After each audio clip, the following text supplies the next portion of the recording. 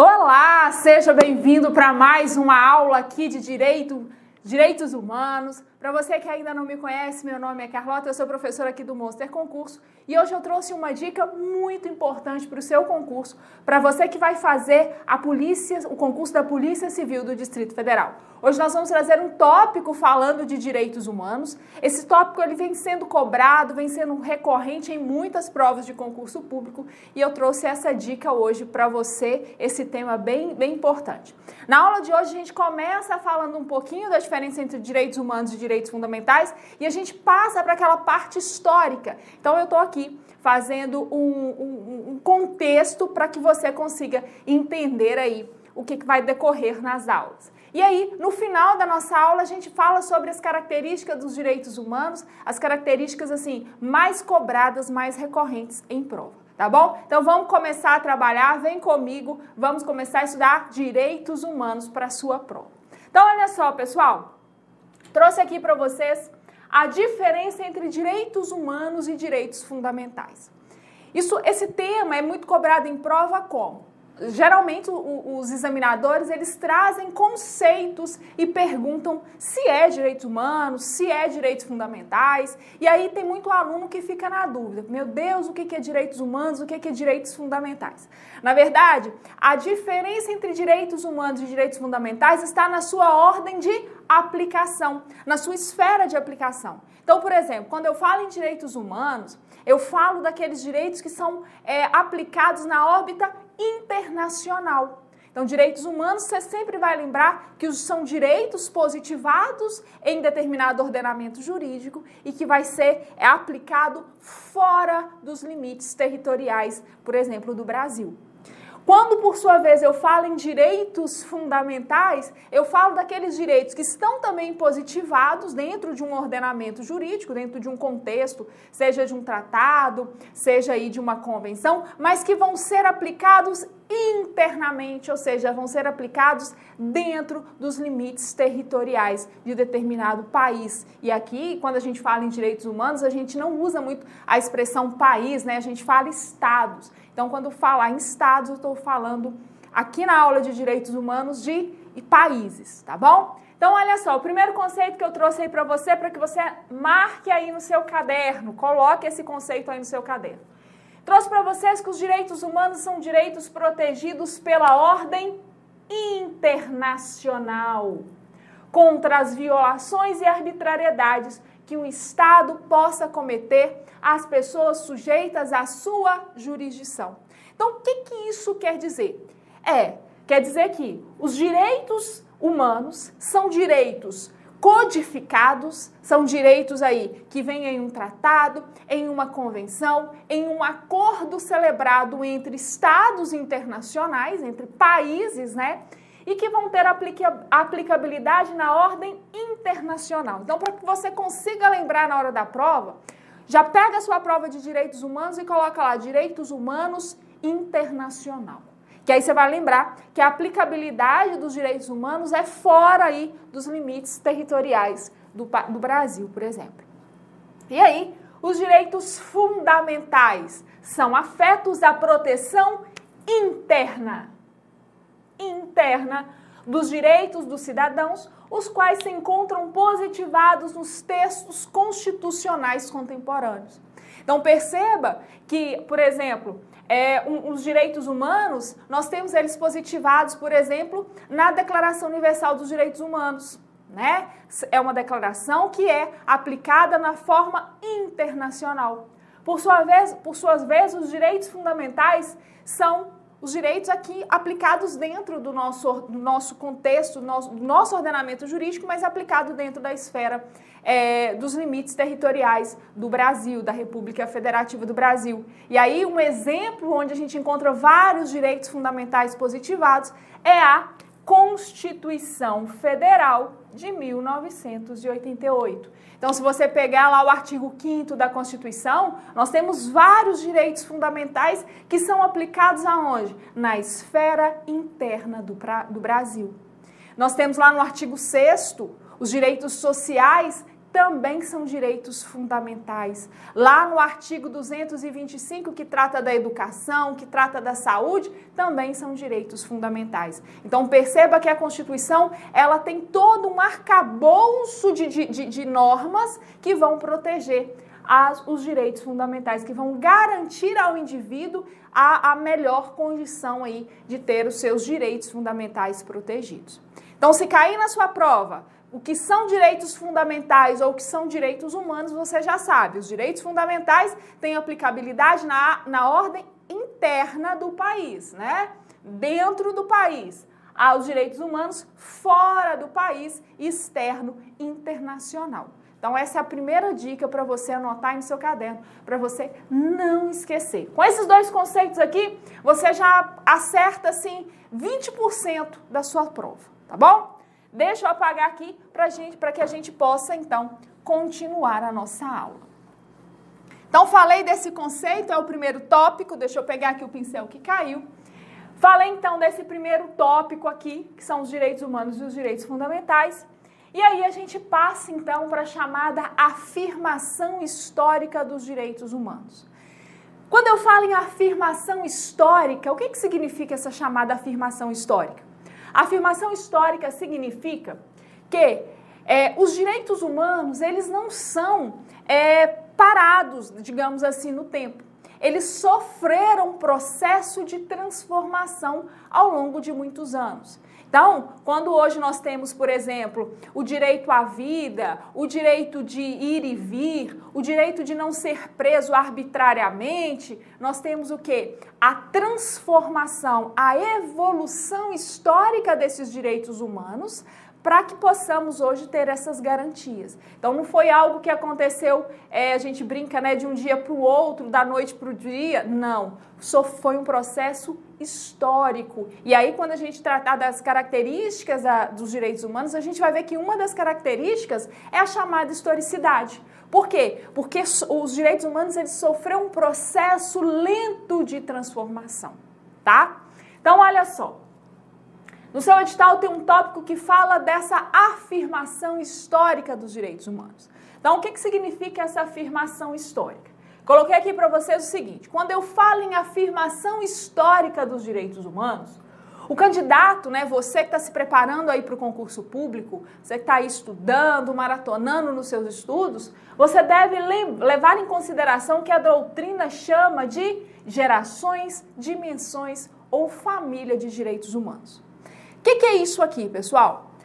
Há doutrinadores, né? Há doutrinadores, há examinadores que costumam trazer na prova assim: segundo a geração de direitos humanos, classifique tais direitos. Classifique, por exemplo, os direitos de segunda geração. Há, por exemplo,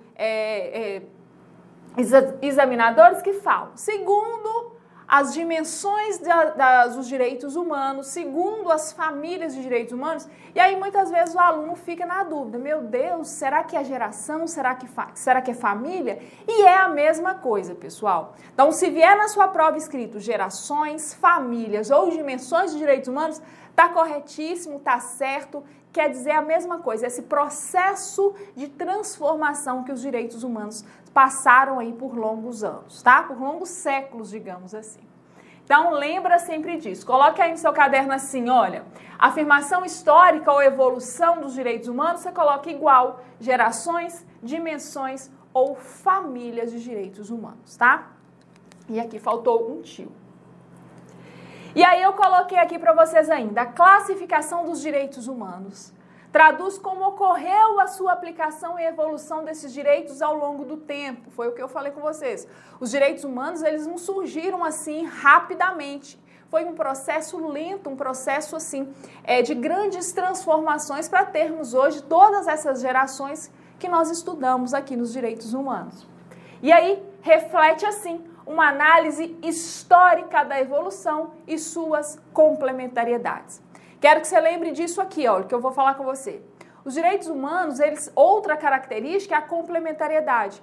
Então, por exemplo, a primeira geração, ela não se perdeu em decorrência do surgimento da segunda geração. Muito pelo contrário, elas foram se complementando, tá? É uma outra característica aí dos direitos humanos que é chamada complementariedade. Então, vamos passar para os estudos, então, das dimensões, famílias ou gerações de direitos humanos. Olha só, pessoal, na primeira geração, eu quero que você coloque aí no seu caderno, são pontos específicos que eu peguei. Quando cai em prova, cai geralmente isso aqui que eu coloquei para vocês, tá? Essa aula, ela foi elaborada de acordo com a análise de várias provas de concurso, então eu fiz uma filtragem bem detalhada para que você tenha aí um material para na véspera da sua prova você dar aquela revisada bacana, que você vai conseguir gabaritar muitas questões na hora da prova, tá? Então, olha só, a primeira geração de direitos humanos. Na primeira geração de direitos humanos, nós temos o quê? Nós temos o direito da liberdade. Então, olha só, o primeiro direito garantido lá nos direitos humanos é o direito à liberdade. Então, temos os chamados direitos de liberdade. Os direitos de liberdade. Na primeira geração dos direitos humanos, nós temos o quê? Nós temos a passagem do Estado absolutista para o Estado liberal. E o que é essa chamada passagem do Estado absolutista para o Estado liberal? Nós temos a passagem. No Estado absolutista, nós tínhamos o rei, né, o todo-poderoso, soberano, que fazia suas próprias leis e aplicava às pessoas, não dando nenhuma garantia, não assegurando nenhum direito àquelas pessoas, né, o rei era o soberano. E aí, nós temos, então, o Estado liberal. Sai, então, do absolutismo, do rei sendo ali o monarca, né, digamos assim, que comandava tudo, e a gente começa, então, a ter um Estado liberal, onde as pessoas começam a ter aí voz e ter vez. Lógico que esse processo foi um processo muito demorado, não foi assim, amanhã a gente vai ter o Estado liberal. Não, foi um processo lento, como tudo, toda a história que a gente conhece. Então, na primeira geração, nós temos, então, o direito à liberdade, que é essa passagem do Estado absolutista para o Estado liberal. E brilha nesse momento quem, pessoal? O indivíduo.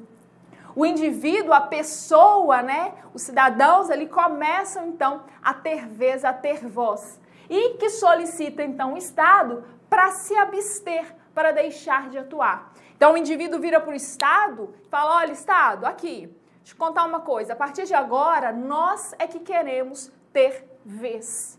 Nós é que queremos atuar, né? Antes, o rei é que mandava, o indivíduo não tinha direito nenhum. Com essa transformação, as pessoas começam, então, a ter ali as suas vezes, a poder correr atrás dos seus direitos.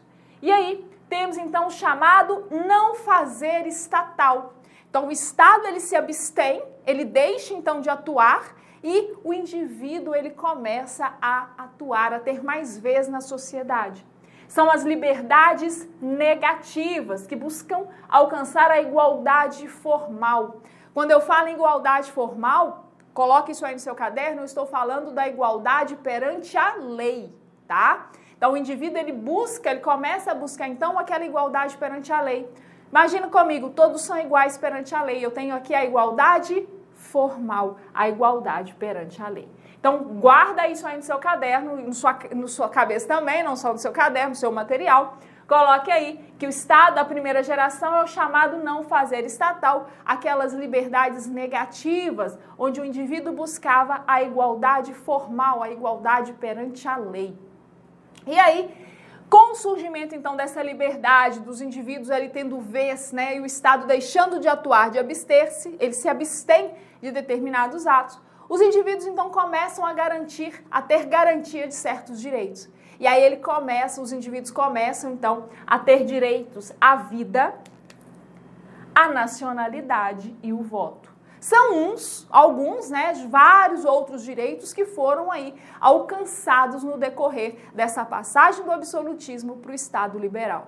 Como cai em prova, professora? Geralmente pergunta assim, o direito ao voto, o direito à nacionalidade ou o direito à vida pertence a qual geração de direitos? Geralmente cai assim em prova. Então você, aluno monster, né, guerreiro aqui, já sabe que na primeira geração nós temos o chamado direito à vida, à nacionalidade e o voto, dentre outros direitos que temos elencados aí na primeira geração.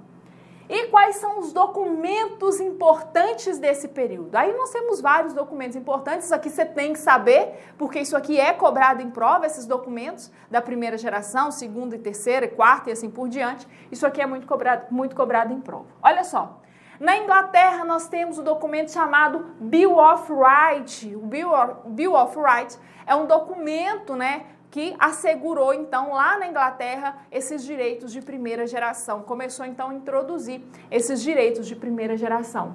Nos Estados Unidos, nós temos a Declaração do Bom Povo do Estado da Virgínia, ou também pode vir em prova a Declaração do Estado da Virgínia, tá? É a mesma coisa. Na França, nós temos a Declaração dos Direitos do Homem e do Cidadão. E aí você vai me perguntar, professor, e no Brasil, nós tivemos algum documento importante? Tivemos sim. Nós tivemos a Constituição do Império, de 1824, e a Constituição da República, de 1891. Foram os documentos aí importantes. Isso aqui você tem que saber, isso aqui cai muito em prova, você tem que memorizar isso para a prova, tá bom? Feitas as considerações sobre a primeira geração, passamos então a analisar a segunda geração de direitos humanos. Na segunda geração de direitos humanos, nós temos então o direito à igualdade. Na primeira geração, então, o indivíduo já adquiriu o direito à liberdade. Aqui nós temos o direito à igualdade. E nesse direito à igualdade surge então lá no início do século XX, onde o indivíduo fala com o Estado, Estado, eu agora preciso ser igual, tá? Eu agora preciso ter garantias sociais. E aí, as liberdades buscadas, então, são as liberdades positivas, ligadas ao fazer estatal. Se na primeira geração nós tínhamos o não fazer, o Estado se abstém de fazer determinadas atividades, aqui na segunda geração, muito pelo contrário. O indivíduo fala para o Estado, Estado, me garanta o direito à saúde. Estado, me garanta o direito à educação. Então, aqui nós temos o chamado fazer estatal, visando o quê? A igualdade material. Porque na primeira geração, o indivíduo já teve assegurado a igualdade formal, a igualdade perante a lei. Então, agora aqui ele vai buscar a igualdade de condições. Quais são os direitos, então, dessa segunda geração? Os direitos econômicos, social e cultural. São os direitos aí que o indivíduo adquire nesse contexto. E aí, quando eu falo em direitos econômico, social e cultural, engloba todos, tá? Por exemplo, aqui no direito social, direito à saúde, à educação, à família, né? Ao transporte, são direitos sociais aí que a gente tem basicamente lá na Constituição. Documentos importantes para essa época aqui da segunda geração, pessoal. Nós temos a Constituição Mexicana. A Constituição Mexicana foi um documento muito importante para a segunda geração. Nós temos a Constituição de Weimar, ou muitos chamam de Weimar, né? Não importa, mas é uma Constituição muito importante. E também o chamado Tratado de Versalhes. O Tratado de Versalhes, ele cai muito em provas de direitos humanos quando perguntam aí quais são esses direitos que são assegurados. E no Brasil, a Constituição de 1934, com o início ali da Era Vargas, quando começa a surgir, então, os direitos sociais. Tranquilo, pessoal? Ótimo! Terceira geração, nós temos, então, agora o direito à fraternidade. Na terceira geração, nós temos o mundo saindo, então, de uma guerra, né, da Segunda Guerra Mundial, o mundo estava ali destroçado. Então, já tínhamos ali o direito à liberdade e à igualdade, agora vai se buscar a fraternidade. E no direito de fraternidade, então, na segunda geração, é garantido pós Segunda Guerra Mundial em 1945. Cuidado aqui com a data de 1945, porque a Declaração Universal dos Direitos Humanos surge em 1948, 3 anos depois. E aí, o que acontece? As bancas, os concursos públicos colocam que a segunda geração de direitos humanos surge, então, pós Segunda Guerra Mundial em 1948. Cuidado com essa data, é 1945, tá? O que se buscava aqui, então? Espírito de fraternidade, o espírito de solidariedade, uma vez, então, que o mundo estava saindo tentando se recompor, porque estava saindo daquele destroço que foi a Segunda Guerra Mundial. Vários direitos suprimidos, várias pessoas ali fragilizadas, né? Então, esse direito à fraternidade é buscado através da solidariedade. Quais são os direitos garantidos aqui na terceira geração? Nós temos os direitos difusos, os direitos coletivos e os direitos transindividuais. Quais são, então, os exemplos que eu trouxe aqui para vocês? Nós temos os direitos à autodeterminação dos povos, é um direito muito importante. Os direitos ao meio ambiente saudável, tá? Tutela do patrimônio histórico e o direito do consumidor. Cuidado aqui quando falo em direito do consumidor para você não confundir com a segunda geração dos direitos humanos quando eu falo de direito econômico e social, tá? E político. Os direitos do consumidor, então, eles estão classificados na terceira geração de direitos humanos. E os documentos importantes? Já antecipei um pouquinho para vocês quando comecei falando lá do período, né, da terceira geração. Os documentos importantes, então, nós temos a Declaração Universal dos Direitos Humanos, a DUDH, de 1948. E no Brasil também temos um documento muito importante, muito mesmo, que é a Constituição de 1946 e a Constituição de 1988, no qual estudamos ela até hoje com todos esses direitos e garantias assegurados a nós indivíduos, tá? Então, o que cai em prova basicamente são essas 3 gerações, mas eu vou trabalhar com vocês outras gerações, apesar dos doutrinadores falar que já estamos em 8ª geração, 9ª geração de direitos humanos, eu trouxe para vocês algumas outras que ainda, assim, só para que vocês tenham conhecimento mesmo e para uma situação de cautela. A 4ª geração de direitos humanos, então, surge com a ideia de globalização e de modernização. Então, o mundo agora ele já tem a liberdade, a igualdade e a fraternidade e a evolução começa, então, a surgir. Então, aqui eu tenho a globalização e a modernidade. E aqui na globalização e na modernidade, eles são fundados em quê? Na dignidade da pessoa humana, um princípio muito importante aí para a área dos direitos humanos. Toda a questão de prova sempre vem perguntando algo sobre a dignidade da pessoa humana. E essa dignidade da pessoa humana vem como? Contra intervenções estatais abusivas. Então, o Estado ele não pode interferir na vida íntima, na vida privada do indivíduo de forma abusiva, quer do Estado, quer de particulares. E quais são os exemplos que eu trago aqui para vocês dessa 4ª geração? Então, nós temos o direito à bioética, ao biodireito, a democracia direta, ao desarmamento nuclear e o direito à diferença. São esses direitos. Além de outros, né, pessoal, não esqueçam, né, surgiram vários outros, eu estou trazendo os que são mais cobrados em provas aqui. A 5ª geração de direitos humanos, que eu preciso que você saiba que são garantidos, então, o direito à paz universal e à segurança internacional, né? Isso aqui lá naquele contexto daquela explosão no World Trade Center, lá nos Estados Unidos, em 2001, salvo engano, a data, mas foi logo em 2011, né? 2011, lá nos Estados Unidos. Então, aqui o mundo começa, então, a se preocupar com essa segurança internacional. E na 6ª geração, nós temos o direito de acesso à água potável e o chamado direito à felicidade. São os direitos aí que nós temos de mais importantes nessa 6ª geração. Tá? Então, o que eu preciso que você leve para a prova são essas informações, é o que é mais cobrado. Com essas informações, você consegue aí gabaritar muitas questões de direitos humanos, tá?